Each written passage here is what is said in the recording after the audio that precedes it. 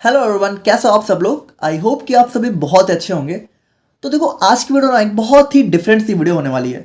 Basically हम लोगों ने किया क्या है कि जो भी हमारे बी फार्मा सेकेंड सेमेस्टर के चारों सब्जेक्ट हैं, तो उन चारों सब्जेक्ट की जो कंप्लीट समरी है, यानी कि जो हमारा सब्जेक्ट है वो हमारा किस बारे में है, उस सब्जेक्ट के अंदर हमारी कौन कौन सी यूनिट्स हैं और यूनिट के अंदर कौन कौन से टॉपिक्स हैं, उनका एक बेसिक इंट्रोडक्शन, इन सभी को एक कंप्लीट समरी बना के एक इंट्रोडक्शन पार्ट में आप लोग के सामने लाने की कोशिश करी है। जिसमें से आज हम लोग यहाँ पे बात करेंगे अपनी बायोकेमिस्ट्री के बारे में, ठीक है। और इसी तरीके से चारों सब्जेक्ट की आप लोग को 4 इंट्रोडक्शन वीडियो देखने को मिल जाएंगे।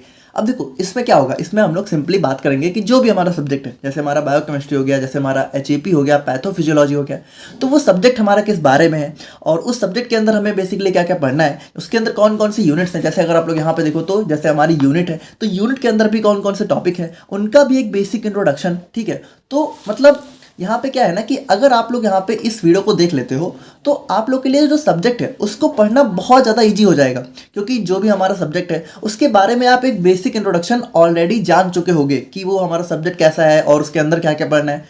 तो ओवरऑल क्या है ना कि इस वीडियो के बाद आप लोग के लिए सब्जेक्ट पढ़ना बहुत ज़्यादा ईजी हो जाएगा। तो एक बहुत ही ज़्यादा इंपॉर्टेंट वीडियो होने वाली है और आप लोग को ये वीडियो हर हाल में पूरी देखनी है, क्योंकि इसको देखने के बाद आप लोग के लिए बाकी के टॉपिक्स बहुत ज़्यादा ईजी हो जाएंगे। तो इन सारी बातों के साथ हम लोग अपना आज का वीडियो स्टार्ट करते हैं। तो बात करें हम लोग यहाँ पे बायोकेमिस्ट्री के बारे में, तो देखो सबसे पहली बात बायोकेमिस्ट्री। देखो सबसे पहले बात ना, कुछ भी वर्ड हो, कोई भी मतलब सब्जेक्ट हो, चाहे कोई भी वर्ड हो, आप लोग उसको पहले सबसे पहले थोड़ा सा ब्रेक डाउन करके देखा करो। जैसे इसमें अगर हम लोग देखें तो हमारा 2 वर्ड है, पहला क्या हो गया बायो, दूसरा हो गया केमिस्ट्री। तो बायो से हमारा बायोलॉजी और केमिस्ट्री से सिंपल केमिस्ट्री। यानी कि सिंपली बात करें तो देखो, बायोकेमिस्ट्री एक ऐसा सब्जेक्ट होगा जो हमारा बायोलॉजी और केमिस्ट्री दोनों से ही थोड़ा बहुत एसोसिएटेड होगा। जैसे इसमें हम लोग बात करें तो biochemistry is the branch of science that explore the chemical process and substances that occurs with in living organism. यानी कि देखो यहाँ पे हम लोग क्या बात करेंगे कि यहाँ पे हम लोग उस केमिस्ट्री की बात करेंगे जो हमारी बॉडी के अंदर चल रही होगी। यानी हमारी बॉडी के अंदर जो जो केमिकल रिएक्शंस हैं, जो भी केमिकल प्रोसेस हैं, जो भी चीज़ें हैं, ठीक है, उन सारी चीज़ों की बात हम लोग यहाँ पे बायोकेमिस्ट्री में बात करेंगे। देखो बायोकेमिस्ट्री मतलब क्या होगा, बायोलॉजी की मतलब जो हमारे लिविंग ऑर्गेनिज्म है उनके अंदर की केमिस्ट्री, सिंपल, ठीक है। अच्छा देखो, एक बहुत ही सिंपल वर्ड में अगर हम लोग बात करें तो यहाँ पे हम लोग क्या देखेंगे कि जो भी हमारा फूड है वो हमारा एनर्जी में कैसे कन्वर्ट होता है। यानी कि पूरी की पूरी बायोकेमिस्ट्री हमारी इसी बारे में है कि हमारा जो भी हम लोग खाना खाते हैं उससे हम लोग को एट लास्ट में एनर्जी कैसे मिलती है, या फिर वो फूड हमारा एनर्जी में कैसे कन्वर्ट होता है। तो इसके अंदर बहुत सारे आप लोग को साइकिल्स पढ़ने हैं, बहुत सारी आप लोग को पाथवेज पढ़ने हैं। तो इन्हीं सारी चीज़ों के बारे में हमारा ये सब्जेक्ट जो है बात करता है। बाकी अगर हम लोग बात करें तो it mainly examines the structure, composition and function of, देखो बहुत ध्यान से सुनना, ये सबसे इंपॉर्टेंट पार्ट है हमारा बायोकेमिस्ट्री का। देखो पूरी की पूरी बायोकेमिस्ट्री में आप लोग को इन्हीं चारों के बारे में पढ़ना है। क्या क्या, पहला हो गया हमारा कार्बोहाइड्रेट्स, दूसरा हो गया हमारा प्रोटीन्स, थर्ड हो गया हमारा लिपिड्स, और फोर्थ हो गया हमारे यहाँ पे न्यूक्लिक एसिड। न्यूक्लिक एसिड हमारा क्या होता है, डीएनए एंड आरएनए। डीएनए मतलब deoxy ribo nucleic acid, RNA मतलब राइबो न्यूक्लिक एसिड। तो डीएनए, आरएनए, प्रोटीन्स, कार्बोहाइड्रेट्स और लिपिड्स। लिपिड्स मतलब क्या होता है, जो भी हमारे फैट्स एंड ऑयल्स होते हैं, यानी कि जो भी आप लोग घी वगैरह और जो भी ऑयल वगैरह कंज्यूम करते हो वो सारे लिपिड्स के अंदर आ गए। तो देखो इन चारों से आप लोग ऑलरेडी भी मतलब इन चारों के बारे में आप लोगों ने ऑलरेडी चीज़ें सुनी हुई हैं, ठीक है। इन चारों के बारे में थोड़ा बहुत आप लोग पहले से ही जानते हो और बाकी बहुत डिटेल में आप लोग को बायोकेमिस्ट्री के अंदर पढ़ना है। यानी कुछ भी ऐसा बहुत नया सा नहीं देखने को मिल जाएगा जो आप लोगों ने पहले कभी सुना ही ना हो। ये सारी चीज़ें आप लोगों ने ऑलरेडी भी सुन रखी हैं। तो अब यहाँ पे हम लोग थोड़ा सा यूनिट वाइज बात करें कि कैसे कैसे आप लोग को पढ़ना है। तो देखो सबसे पहले आप लोग को यूनिट 1 में पढ़ना है हमारे बायोमोलिक्यूल्स के बारे में। अब बायोमोलिक्यूल्स आप लोग सोच रहे हो कि ये क्या नया वर्ड है, तो कुछ भी नया वर्ड नहीं है। ये जो हमारे कार्बोहाइड्रेट्स हो गया, लिपिड्स हो गए, न्यूक्लिक एसिड, प्रोटीन्स, ये चारों चीज़ें ही हमारी बायोमोलिक्यूल्स होती हैं। यानी इन्हीं चारों को हम लोग बायोमोलिक्यूल्स बोलते हैं। क्यों बोलते हैं, देखो बायो मतलब क्या हो गया कि लिविंग ऑर्गेनिज्म, और मॉलिक्यूल्स मतलब मॉलिक्यूल्स, यानी जो मॉलिक्यूल्स हमारे लिविंग ऑर्गेनिज्म के अंदर देखने को मिलते हैं। यानी कि ये सारे ऑर्गेनिज्म हमारी बॉडी के अंदर देखने को मिलते हैं, इसी वजह से इनको हम लोग यहाँ पे बायोमोलिक्यूल्स बोलते हैं, ठीक है। तो there are mainly 4 types of biomolecules, जो कि हमारा ये चारों हो गए।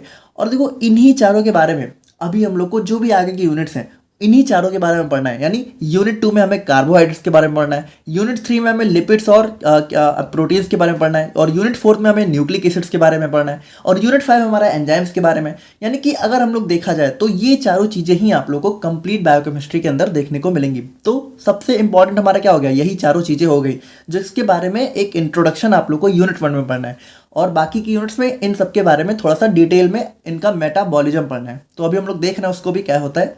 बाकी हम लोग बात करें तो थोड़ा सा आप लोग को यूनिट 1 में बायो एनर्जेटिक्स के बारे में पढ़ना है। अब ये बायो एनर्जेटिक्स का क्या मतलब है, तो देखो सिंपल सी बात है, the study of flow and transformation of energy in living organism, यानी कि जो हमारा एनर्जी होता है, ठीक है, तो वो हमारी बॉडी में किस तरीके से ट्रांसफॉर्म होता है, कैसे एक फॉर्म से दूसरे फॉर्म में चेंज होता है और कैसे फ्लो होता है, तो उन सभी के बारे में थोड़ा सा एक बेसिक इंट्रोडक्शन आप लोग को बायो एनर्जेटिक्स में पढ़ना है।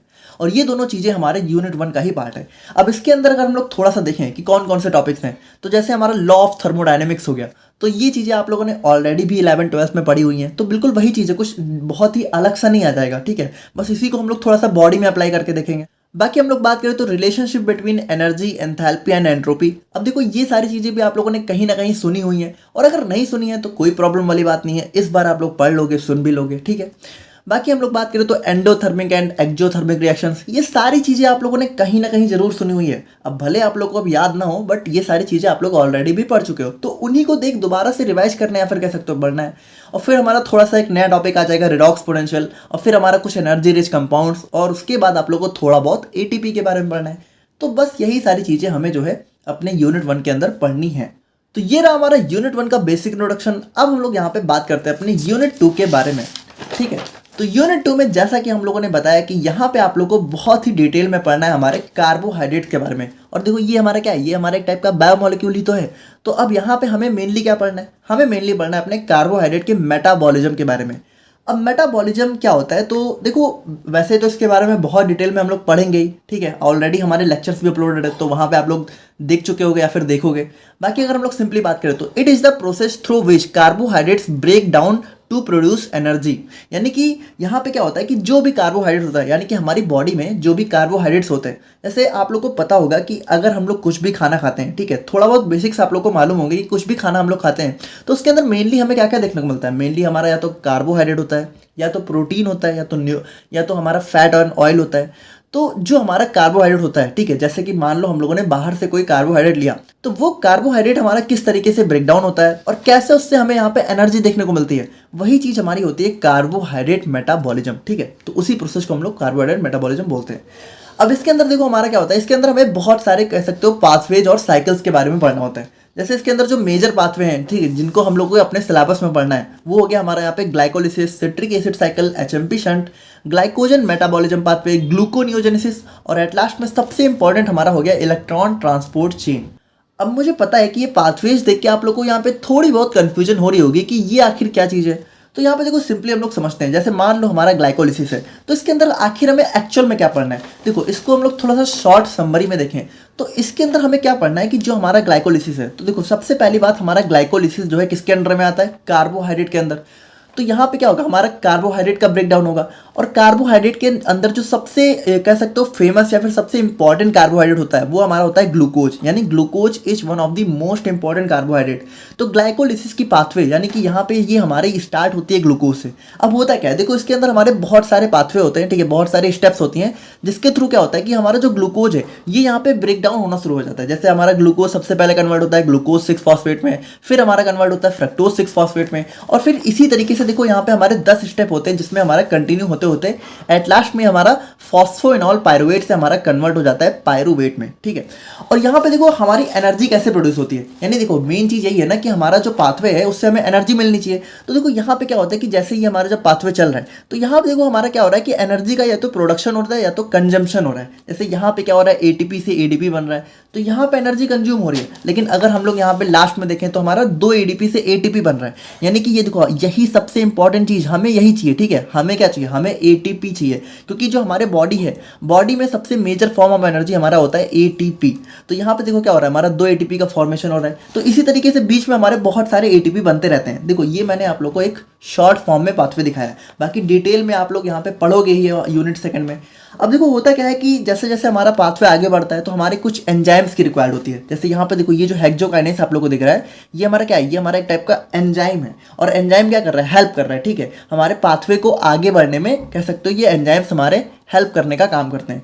तो देखो ये जो एंजाइम है ना, तो इसके बारे में भी आप लोग को यूनिट 5 के अंदर पढ़ना है, ठीक है। यानी यूनिट 4 तक आप लोग को बायोमोलिक्यूल्स के बारे में पढ़ना है, और यूनिट 5 में आप लोग को इन्हीं एंजाइम्स के बारे में पढ़ना है। और देखो यही है हमारी पूरी बायोकेमिस्ट्री, और कुछ है ही नहीं बायोकेमिस्ट्री में भाई। यहाँ पे जैसे हमारा यूनिट 2 हो गया कार्बोहाइड्रेट मेटाबॉलिज्म, और उसके बाद अगर आप लोग यहाँ पे यूनिट 3 पे आ जाओ तो यूनिट 3 हमारी सिंपली हो गई लिपिड मेटाबॉलिज्म में।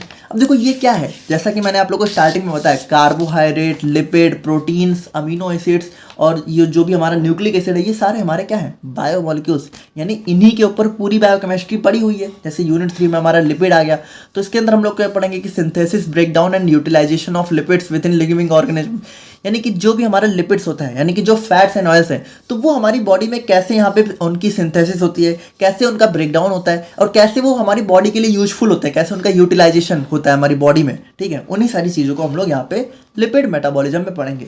अब इसके अंदर हम लोग अगर बात करें कि कौन कौन से मेजर पाथवे हम लोग पढ़ेंगे, तो हमारा beta oxidation of saturated fatty acids हो गया।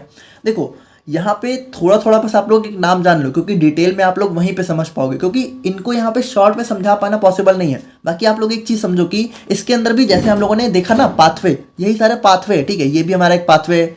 Formation and utilisation of ketone bodies, ये भी हमारा पाथवे है। De novo synthesis of fatty acids, इसके अंदर भी हमारे पाथवेज होंगे। कोलेस्ट्रॉल, तो कैसे कोलेस्ट्रॉल का फॉर्मेशन होता है, ठीक है। ये सारी चीज़ें हमारी एक पाथवे के थ्रू हमें देखने को मिलेंगी। तो देखो एक चीज़ है कि बहुत सारे पाथवे आप लोगों को यहाँ पे बायोकेमिस्ट्री के अंदर पढ़ने हैं, ठीक है। और इसी वजह से ये सब्जेक्ट थोड़ा सा कह सकते हो टिपिकल हो जाता है, थोड़ा सा कॉम्प्लेक्स हो जाता है। यहाँ पे टफ नहीं कह सकते, बट थोड़ा सा कॉम्प्लेक्स हो जाता है, ठीक है। और बाकी हम लोग यहाँ पे बात करें तो इसके बाद हम लोग पढ़ेंगे अमीनो एसिड मेटाबॉलिज्म। अब ये अमीनो एसिड देख के आप लोग थोड़ा सा कंफ्यूज हो रहे होगे। देखो यहाँ पे अमीनो एसिड कुछ नहीं है, बेसिकली अमीनो एसिड से ही हमारा प्रोटीन बनता है। यानी कि कह सकते हो कि अमीनो एसिड्स क्या होते हैं कि ये मिलके हमारा प्रोटीन बनाते हैं। तो यहाँ पे इसको आप लोग प्रोटीन के फॉर्म में भी समझ सकते हो, ठीक है।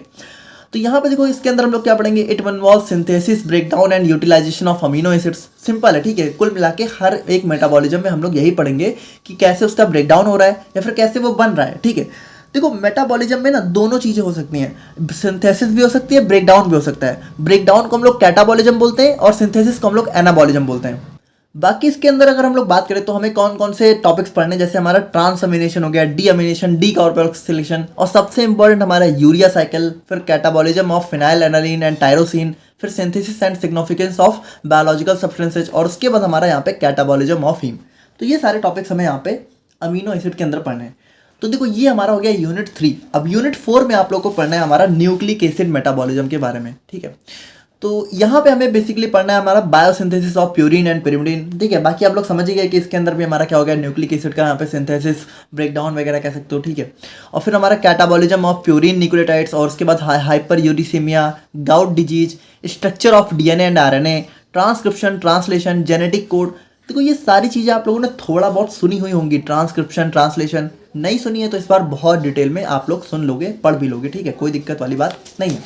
एंड फाइनली हम लोग बात करें अपने लास्ट यूनिट के बारे में, तो यहाँ पे आ जाती है हमारी यूनिट नंबर 5, जिसके अंदर आप लोग को पढ़ना है हमारे एंजाइम्स के बारे में। तो देखो हम लोगों ने यहाँ पे ग्लाइकोलिसिस पाथवे में देखा था कि कुछ हमारे एंजाइम्स होते हैं जिसकी हेल्प से ही हमारा पाथवे आगे बढ़ता है। तो एंजाइम्स हमारे क्या होते हैं, एंजाइम्स आर बायो कैटालिस्ट। देखो कैटालिस्ट का नाम आप लोगों ने केमिस्ट्री में बहुत बार सुना होगा। कैटालिस्ट हमारे क्या होते हैं, जो कि रिएक्शंस को फास्ट या फिर स्लो करने का काम करते हैं, बेसिकली ज़्यादातर फास्ट करते हैं। तो यहाँ पे एंजाइम्स क्या होता है, एक बायो कैटालिस्ट की तरह काम करता है। यानी कि एंजाइम हमारी बॉडी के अंदर कुछ ऐसे कैटालिस्ट होते हैं जो कि रिएक्शंस को कह सकते हो आगे बढ़ाने का काम करते हैं।